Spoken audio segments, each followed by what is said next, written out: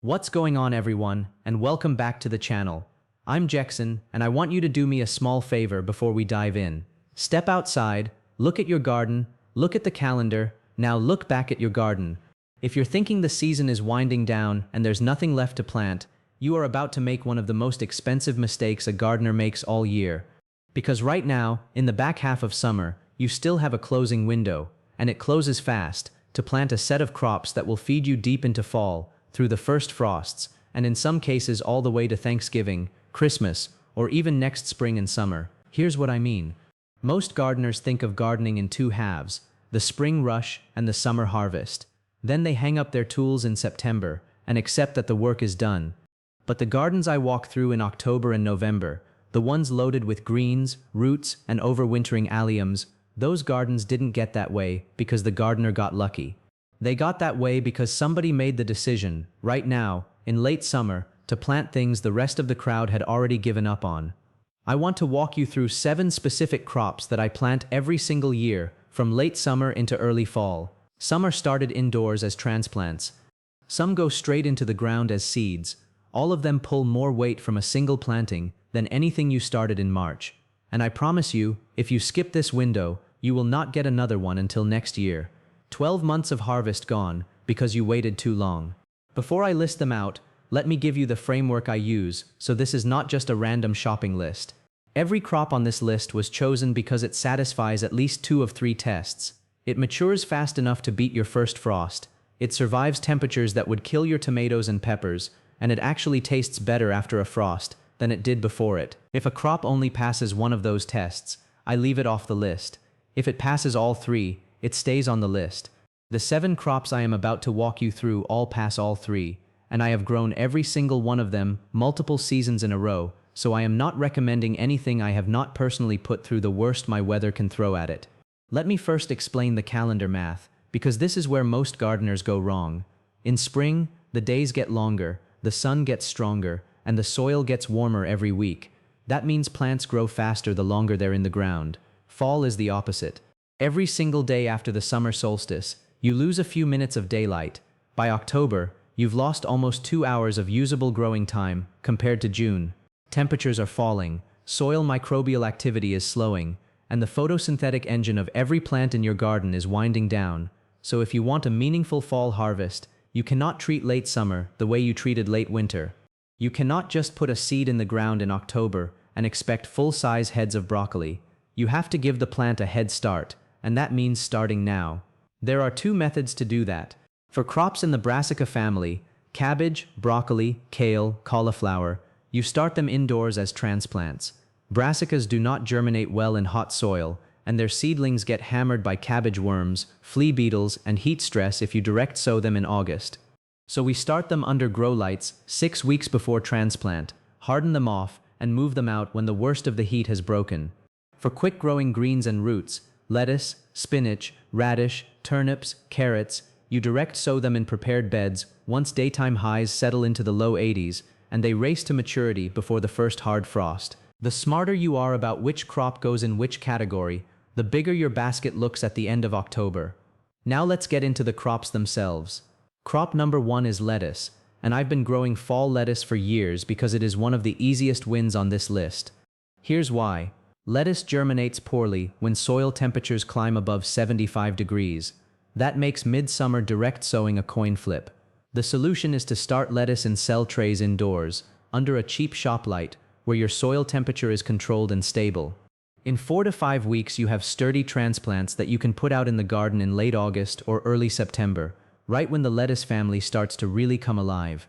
Lettuce loves 60s and 70s during the day, and it does not mind nights down into the low 40s. A young transplant will push through a light frost without bolting, and a mature head can survive a freeze down to about 25 degrees if you throw a sheet of row cover over it. That means a single planting in early September can carry you from late September all the way to Christmas if the weather cooperates. The trick is variety selection. For fall, I am not planting heat-set varieties. I am planting cold-tolerant types like Winter Density, Marvel of 4 Seasons, or a simple Butter Crunch. They handle the temperature swings of October without turning bitter. Plant them about 8 to 10 inches apart in loose, fertile soil. Water them in well at transplant, and then you're really only watering once or twice a week, because the cooler temperatures and shorter days do most of the moisture management for you. If aphids show up, a hard spray from the hose usually clears them. That's it. That is a fall lettuce garden, and it is genuinely less work than what you were doing in July. Crop number 2 is spinach, and if you have ever struggled with spring spinach bolting on you in May, fall spinach is going to change your relationship with this crop. Spinach is a cold season green that is biologically programmed to flower and go to seed the moment days get long and warm. In spring you are fighting that clock from day one. In fall you are running with it.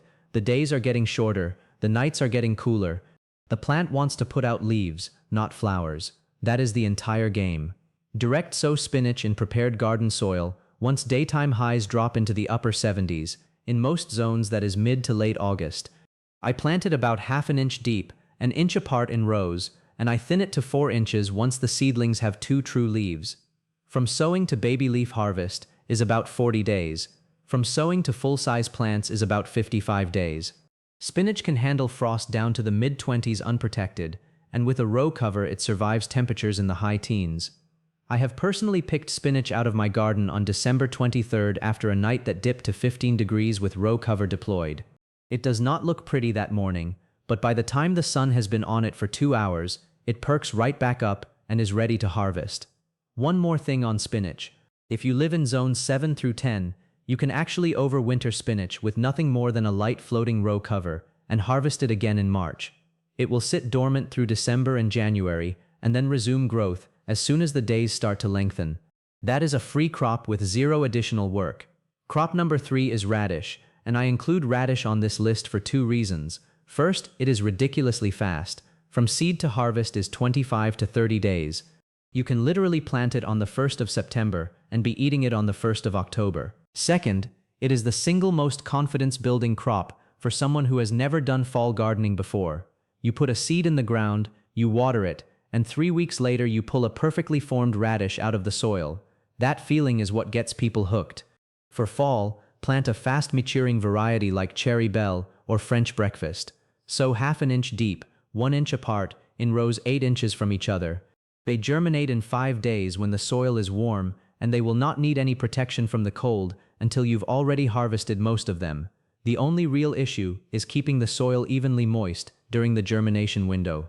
If you let a freshly planted radish bed dry out, you get poor stands. Soak the bed the day before sowing, plant the next morning, and then lightly water twice a day for 5 days until you see the cotyledons pop up.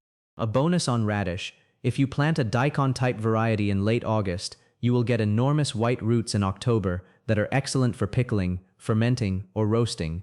Daikon can take temperatures down to about 25 degrees unprotected, and the cold actually sweetens it the same way it sweetens carrots and parsnips. Crop number 4 is kale, and this is the one that I think every gardener, in every zone, should be planting right now. Kale is cold hardy down to 10 degrees unprotected and 0 degrees under row cover. It is also a biennial, meaning a single plant can grow in your garden for more than a year if you let it. In my Zone 8 garden, I plant kale transplants in early September and harvest from them until the following June. That is 9 months of continuous production from one plant. The math there is hard to argue with. For fall planting, start kale indoors 6 weeks before transplant. It germinates fast, in 4 to 7 days, and it grows quickly under lights. The seedlings handle transplant shock better than any brassica I work with, so don't be afraid to push them out into the garden a bit early while it's still warm. They will be fine. Mulch them in well, water consistently for the first 2 weeks. Then back off the watering because mature kale does not want a damp root zone. Harvest the lower leaves first, leave the growing point intact, and the plant will keep producing from the top all season long. Varieties worth your money for fall: Lacinato, also called dinosaur kale, for its heat tolerance at transplant and its cold tolerance later; Red Russian, for its fast growth and mild flavor; and a curly kale like dwarf blue curled, if you want a workhorse that just keeps going through everything you and the weather throw at it. One quick note on pests: even in fall, cabbage worms and cabbage loopers will find your kale. The cheapest fix is a lightweight insect netting thrown over the bed from day 1 after transplant. It lets in light, air, and rain, but the moths cannot lay eggs on the leaves, and you skip the entire BT spray cycle that spring kale growers have to deal with. Crop number 5 is carrots, and the reason I am putting carrots on this list even though they take 70 to 80 days to maturity is that cold weather fundamentally changes the sugar content of the root. Carrots store starch while the soil is warm. When temperatures drop into the 40s at night, the plant converts that starch into sugar as a kind of natural antifreeze. The result is a carrot that is dramatically sweeter than anything you pulled out of the ground in July. This is plant biochemistry, not opinion, and it is the single most underappreciated reason to grow a fall carrot crop. To make a fall carrot crop work, you have to start it early. Count back 75 days from your average first frost date, and that is your planting window. For most of the country, that means direct sowing carrots sometime in late July or early August. I know that sounds crazy when it's 95 degrees outside, but carrots handle heat at germination as long as you keep the soil surface moist. The standard trick is to cover the seed bed with a piece of burlap or a board for the first 5 days. It shades the soil, holds in moisture, and you get much more even germination. Pull the cover off the moment you see the first green tips emerge. Thin carrots to 3 inches apart once they are the size of a pencil. Mulch lightly to keep the soil temperature stable. Keep them weeded for the first month, after which the canopy closes and they handle themselves. They will stay in the ground happily through repeated frosts, and you can harvest them into December if you put a thick straw mulch over the bed. Crop number 6 is garlic, and this one operates on a completely different timeline from everything else on the list. You are planting now for harvest next summer. Garlic needs a cold period of about 6 to 8 weeks below 40 degrees to trigger bulb formation. If you plant it in spring, the bulbs are small and you get disappointed. If you plant it in late October or November, the cloves develop roots all fall, go dormant through the winter, wake up in March, and produce full-size bulbs by early July. Get your seed garlic from a local nursery or a reputable online source. Do not plant garlic from the grocery store because it is usually treated to inhibit sprouting and is often not suited to your climate anyway. Break the bulbs apart the day of planting. Keep the papery skins on the individual cloves and plant them pointy side up about 2 inches deep and 6 inches apart in a prepared bed. Mulch heavily with straw after planting. That straw is doing 3 things. It moderates soil temperature, it suppresses weeds, and it prevents the ground from heaving during freeze-thaw cycles that can push the cloves out of the soil.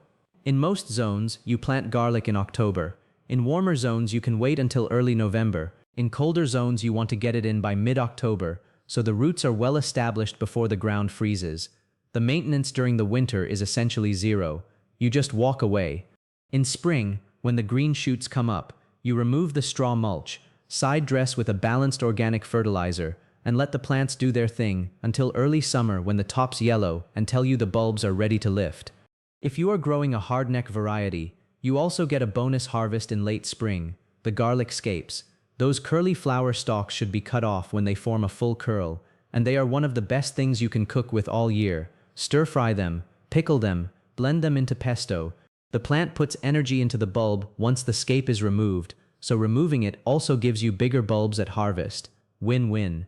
Softneck varieties do not produce scapes, so if you want the bonus harvest, plant at least one hardneck bed. Crop number 7 is not a food crop. It is a cover crop, and if you have any empty bed at all in your garden after you've pulled your summer crops, leaving it bare is leaving money on the table. Bare soil loses organic matter to oxidation, gets compacted by rain, and grows weeds you don't want seeding themselves all over your garden. A late summer cover crop fixes all of that. My 2 go-to species for late summer into fall are crimson clover and winter rye. Crimson clover is a legume that fixes nitrogen from the atmosphere and stores it in root nodules. Planted in late August or early September, alone at about half a pound per 1,000 square feet, or in a mix with winter rye. It grows fast, covers the bed by October, and either winter kills in cold zones or goes dormant and resumes growth in spring in warmer zones. When you terminate it in spring, by mowing or cutting, that stored nitrogen becomes available to your spring crops. You have just planted a free fertilizer without lifting a single bag of amendments. Winter rye is a grass that builds enormous root mass. Plant it from late August through mid-September at 2 to 3 pounds per 1,000 square feet. It germinates in 5 days, establishes fast, and survives the winter in almost every zone in the continental United States. Rye roots break up compacted soil, scavenge nutrients that your summer crops left behind, and produce an enormous amount of organic matter when you till or cut them down in spring. The combination of crimson clover and winter rye is one of the most powerful soil improvement tools a home gardener has access to, and it costs about $3 per 1,000 square feet in seed. There is no input you can buy that delivers a better return. Now let me give you the rules of the road for actually pulling this off, because execution matters more than crop selection. Rule 1. Count backward. Look up your average first frost date. Subtract the days to maturity for the crop you want to grow. That is your last possible planting date for a full-size harvest. For most fall crops, that puts your planting window somewhere between mid-July and mid-September depending on your zone. Write it on a piece of tape and stick it to your seed packet. That single act will save you more headaches than any other gardening habit you can develop. Rule 2. Prep your beds now. Pull your finished summer crops, compost the residue, amend the soil with a balanced organic fertilizer or a few inches of finished compost, and rake the surface smooth. The faster you can get from empty bed to seeded bed, the more days of growing you preserve. Every day a bed sits empty in August is a day of fall harvest you can never get back. Rule 3. Use covers. A 30% shade cloth thrown over a freshly transplanted brassica for the first week takes the edge off of August heat and gets the seedling through its most vulnerable window. A 1.5-ounce row cover thrown over a bed of baby greens in October protects them from light frost, keeps cabbage moths off your kale, and extends your harvest window by 3 to 4 weeks at both ends of the season. These two pieces of fabric pay for themselves in the first season you use them. Rule 4. Water consistently until germination. The single most common reason fall seedings fail is that the bed dries out in the first 5 days. Water lightly twice a day until you see green, then back off. Mature fall crops do not want a soaking wet root zone, and overwatering them in cool soil is how you invite rot. Rule 5. Stop fertilizing in October. The plants are not pushing new top growth anymore. They are putting energy into roots, storage organs, or hardening off. Nitrogen in late fall produces soft, frost-sensitive growth that gets damaged by the first hard freeze. Switch from a balanced fertilizer to nothing, or to a low nitrogen amendment like kelp meal if you want to support root resilience. Rule 6. Know your zone, and know it precisely, not approximately.